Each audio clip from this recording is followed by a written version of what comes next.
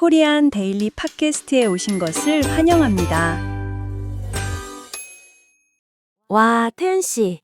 방금 카페 들어오는데 입구에 커다란 복주머니 장식이 있는 거 보셨어요?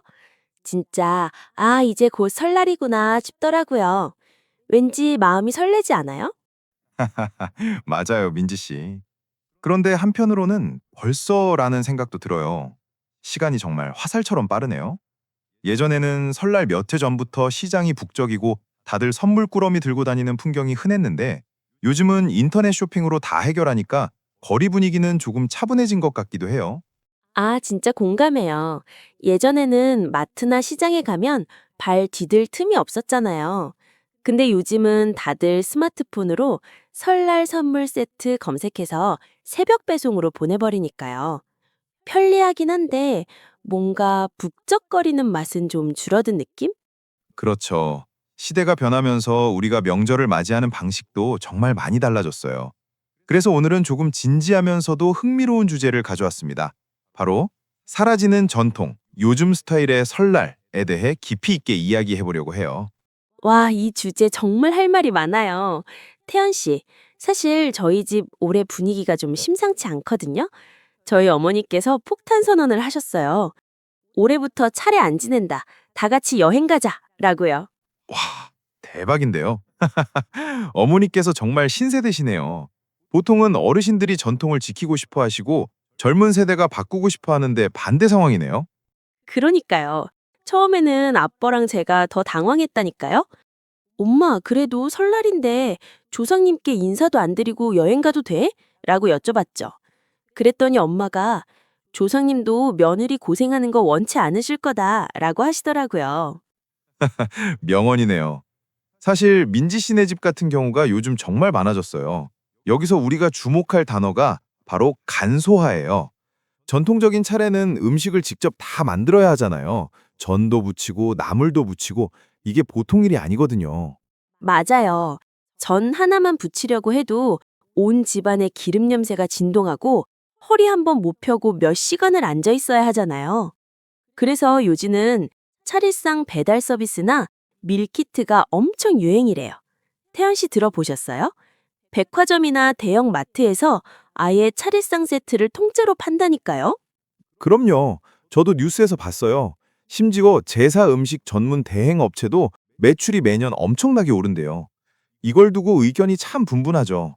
한쪽에서는 정성이 부족하다, 전통이 무너지고 있다라고 비판하고, 다른 쪽에서는 형식보다 가족의 화목이 중요하다, 시대에 맞게 변해야 한다라고 주장하죠. 제 생각에는 후자 쪽인 것 같아요. 사실 명절만 되면 뉴스에 꼭 나오는 단어가 있잖아요. 명절 증후군?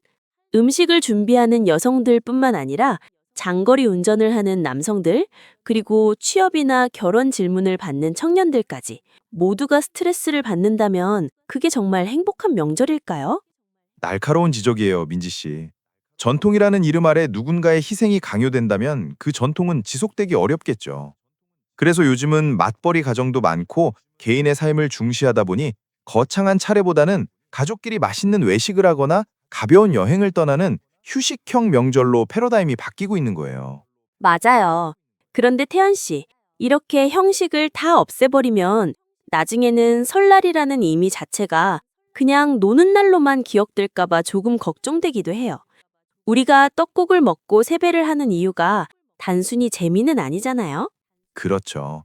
그게 바로 우리가 고민해야 할 지점이에요. 형식을 간소화하되 그 속에 담긴 본질은 어떻게 지켜낼 것인가?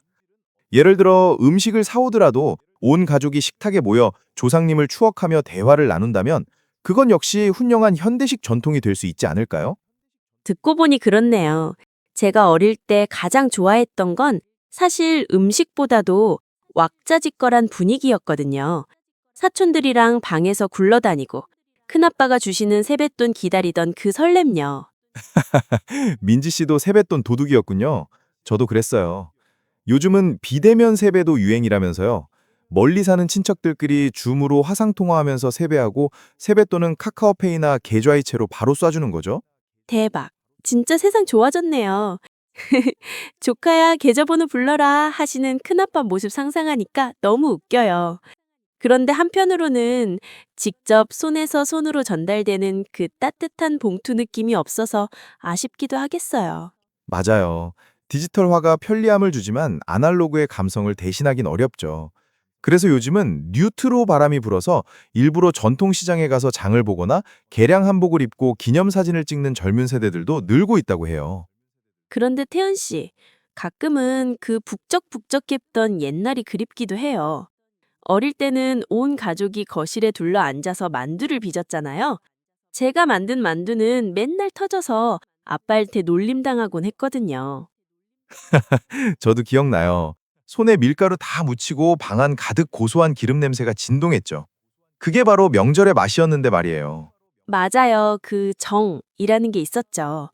하지만 지금은 다들 너무 바쁘고 맞벌이 부부도 많으니까요. 휴일에라도 쉬고 싶은 마음이 큰 것 같아요. 그렇죠. 예전에는 가족이라는 공동체가 우선이었다면 이제는 개인의 휴식과 효율성을 더 중요하게 생각하는 사회가 된 거죠. 그래서 고향에 가는 대신 여행을 선택하는 사람이 많아지는 거고요. 태연 씨, 그런데 왜 유독 한국에서 명절 문화가 이렇게 급격하게 변하는 걸까요? 다른 나라도 이래요? 산업화와 도시화가 굉장히 빠르게 진행된 영향이 커요.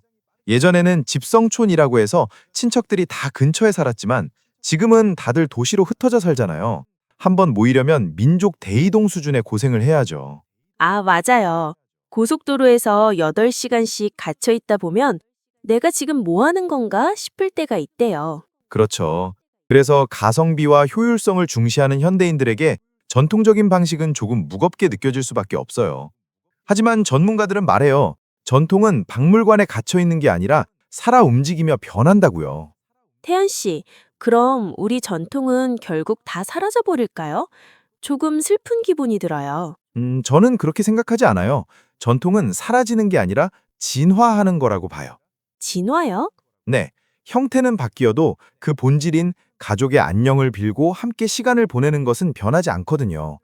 예를 들어 직접 만나지 못해도 영상통화로 세배를 하거나 카카오톡 선물하기로 세뱃돈을 보내는 것도 하나의 새로운 문화잖아요. 아, 맞아요. 디지털 세배네요. 작년에 조카가 영상통화로 절을 하는데 너무 귀여워서 바로 송금해줬거든요. 바로 그거예요. 시대에 맞게 변하지 않으면 전통은 오히려 짐이 될 수 있어요. 온고지신이라는 사자성어 아시죠? 옛 것을 익히고 그것을 통해 새 것을 안다는 뜻인데 지금 우리에게 딱 필요한 자세 같아요. 자, 그럼 이쯤에서 우리 리스너분들을 위해 실생활에서 쓸 수 있는 표현들을 좀 알아볼까요? 태연 씨, 설날에 어른들이 꼭 물어보시는 말들 있잖아요. 아, 그 유명한 잔소리 리스트요? 취직은 언제 하니, 결혼은 언제 하니 같은 것들 말이죠? 맞아요. 그럴 때 기분 안 나쁘게 대답하는 꿀팁 있을까요? 이럴 땐 는기 마련이다 문법을 써서 자연스럽게 넘겨보세요. 예를 들어 어른들은 다 걱정하시기 마련이죠. 열심히 준비하고 있으니까 믿어주세요. 라고 웃으면서 대답하는 거예요. 오, 역시 논리적인 태연 씨. 저는 주로 세뱃돈에 집중해요.